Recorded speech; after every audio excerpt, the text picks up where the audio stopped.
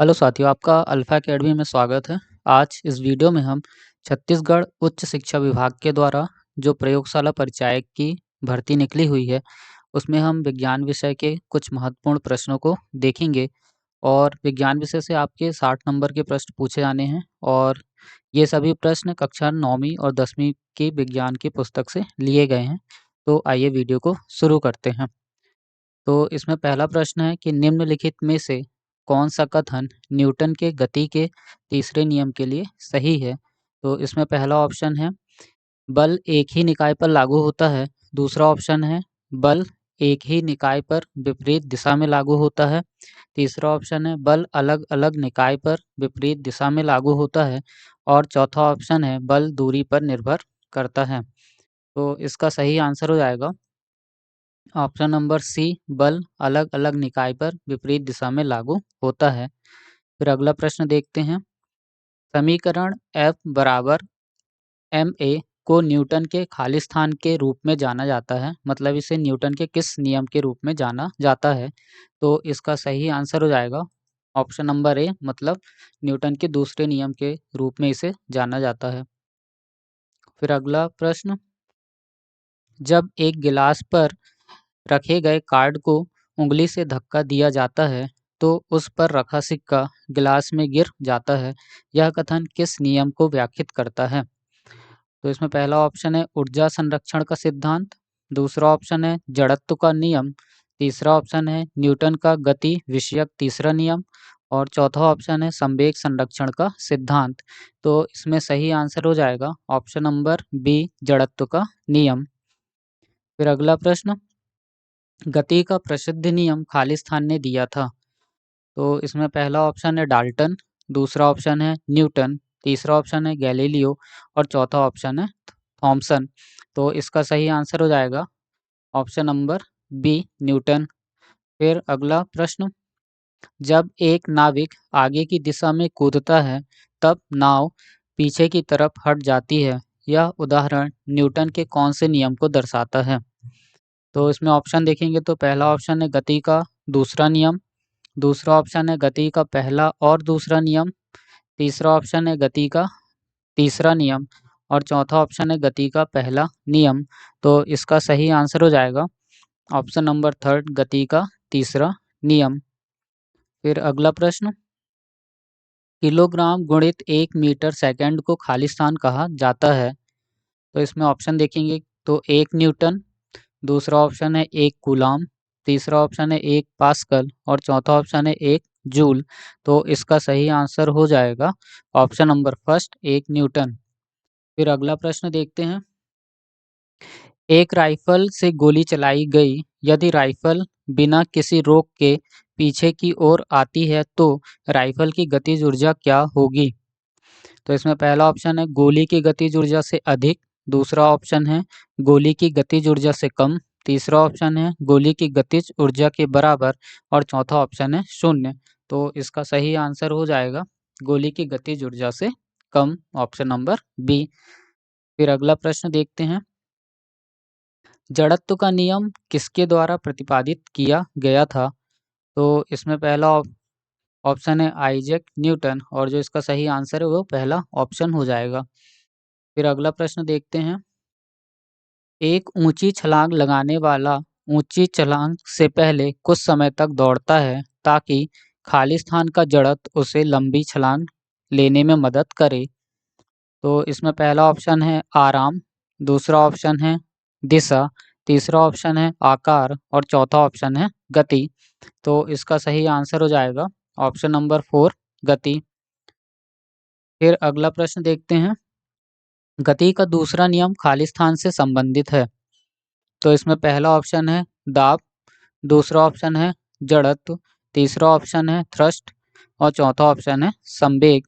तो इसमें जो सही आंसर है वो हो जाएगा ऑप्शन नंबर डी, संवेग। फिर अगला प्रश्न देखते हैं। आकर्षण के गुरुत्वाकर्षण बल के अभाव में रॉकेट पर प्रणोद खालिस्तान होता है। तो इसका सही आंसर हो जाएगा ऑप्शन नंबर डी, स्थिर। फिर अगला क्वेश्चन, रॉकेट लॉन्चिंग कौन से नियम पर आधारित है? तो रॉकेट लॉन्चिंग जो है किस नियम पर आधारित है? तो ये न्यूटन के तीसरे नियम पर आधारित है। फिर अगला प्रश्न देखते हैं। जब बंदूक से गोली छोड़ी जाती है तो बंदूक विपरीत दिशा में धक्का लगाती है। यह न्यूटन के नियम का उदाहरण है। तो इसमें ऑप्शन देखेंगे तो गति का प्रथम नियम व द्वितीय नियम। अगला ऑप्शन देखेंगे तो गति का तृतीय नियम। तीसरा ऑप्शन देखेंगे तो गति का द्वितीय नियम और चौथा ऑप्शन देखेंगे तो गति का प्रथम नियम। तो इसमें सही आंसर हो जाएगा ऑप्शन नंबर बी, गति का तृतीय नियम। फिर अगला प्रश्न देखते हैं। जब तेज गति से आने वाली क्रिकेट गेंद को पकड़ते समय एक क्षेत्र रक्षक अपनी बाहों को पीछे की ओर क्यों करता है? तो इसमें पहला ऑप्शन है क्योंकि वह घबरा गया है। दूसरा ऑप्शन है क्योंकि इससे गेंद को लक्ष्य बनाने में मदद मिलती है। तीसरा ऑप्शन है क्योंकि वह लंबे समय तक कम बल का अनुभव करता है। चौथा ऑप्शन है क्योंकि इससे उसे सतर्कता मिलती है। तो यहाँ जो सही आंसर है वो जाएगा ऑप्शन नंबर थर्ड, क्योंकि वह लंबे समय तक कम बल का अनुभव करता है। फिर अगला प्रश्न देखते हैं। निम्नलिखित में से न्यूटन का कौन सा गति नियम दीवार पर फेंका हुआ गेंद क्यों टकराकर वापस लौटता है के संबंध में व्याख्या प्रदान करता है? तो इसमें पहला ऑप्शन है पहला गति नियम, दूसरा ऑप्शन है दूसरा गति नियम, तीसरा ऑप्शन है तीसरा गति नियम और चौथा ऑप्शन है कोई भी नहीं। तो इसका सही आंसर हो जाएगा ऑप्शन नंबर थर्ड, तीसरा गति नियम। फिर अगला प्रश्न देखते हैं। एक निकाय के संवेग में परिवर्तन की दर खाली स्थान समानुपाती होती है।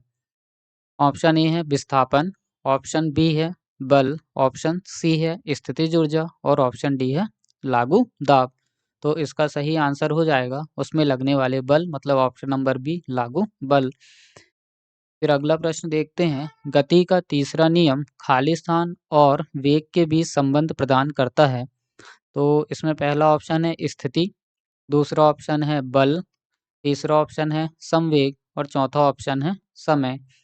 तो इसका सही आंसर हो जाएगा ऑप्शन नंबर ए, स्थिति। फिर अगला प्रश्न। द्रव्यमान और त्वरण के गुणनफल को कहा जाता है। तो इसका सही आंसर हो जाएगा ऑप्शन नंबर डी, बल कहा जाता है। फिर अगला प्रश्न देखते हैं। गति का द्वितीय नियम दर्शाता है।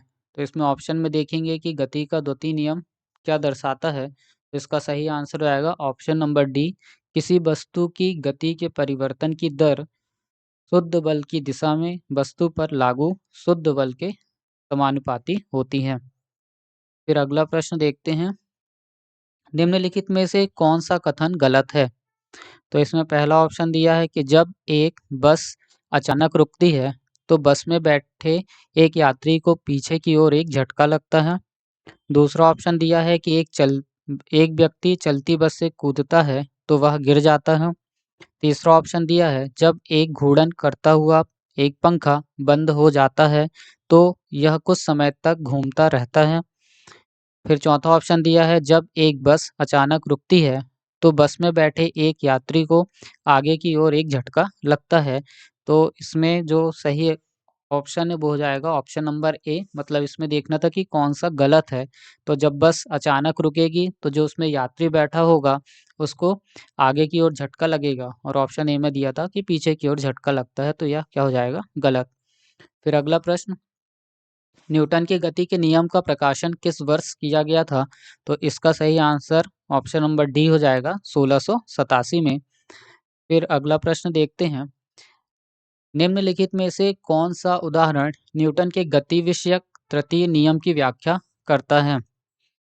तो इसमें देखेंगे ऑप्शनों में तो सही आंसर हो जाएगा ऑप्शन नंबर ए, रॉकेट का लॉन्च करना, जो कि तीसरे नियम की व्याख्या करता है। फिर अगला प्रश्न देखते हैं। दो वस्तुओं के मध्य एक बल हमेशा बराबर और विपरीत होता है। यह विचार न्यूटन के किस नियम के रूप में दिया गया है? तो इसमें देखेंगे तो सही आंसर हो जाएगा ऑप्शन नंबर ए, गति का तीसरा नियम। फिर अगला प्रश्न देखते हैं।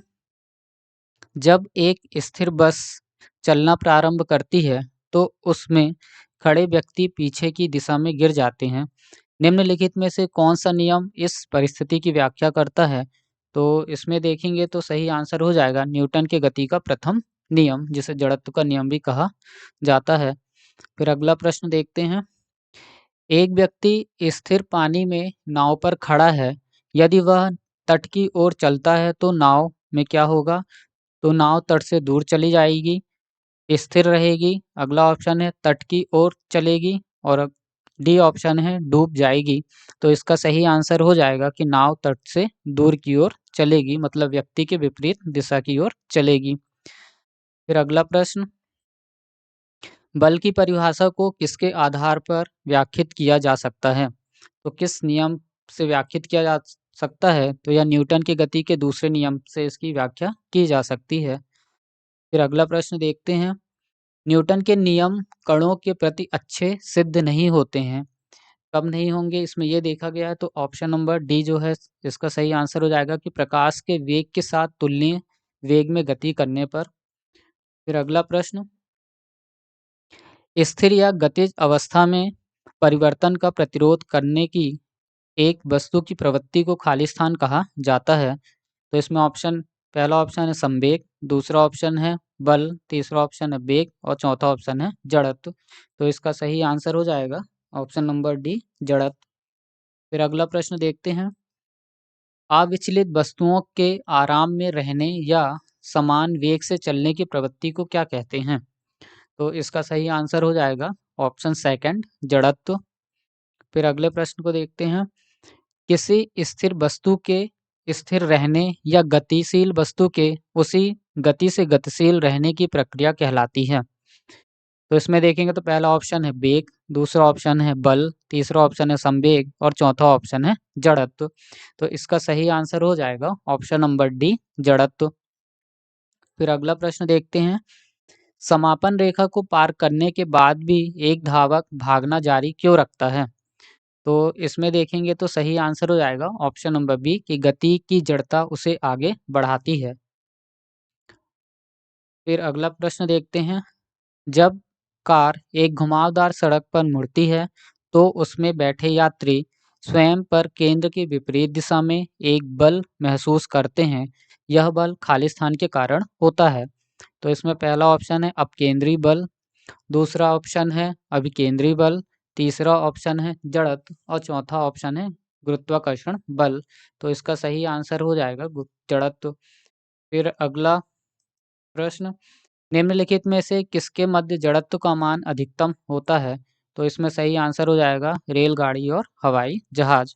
तो आज के वीडियो में इतने क्वेश्चन थे। मिलते हैं नेक्स्ट वीडियो में कुछ महत्वपूर्ण प्रश्नों के साथ। और आपसे रिक्वेस्ट है, यदि आपने चैनल को सब्सक्राइब नहीं किया तो सब्सक्राइब करें और अपने दोस्तों के बीच शेयर करें। धन्यवाद।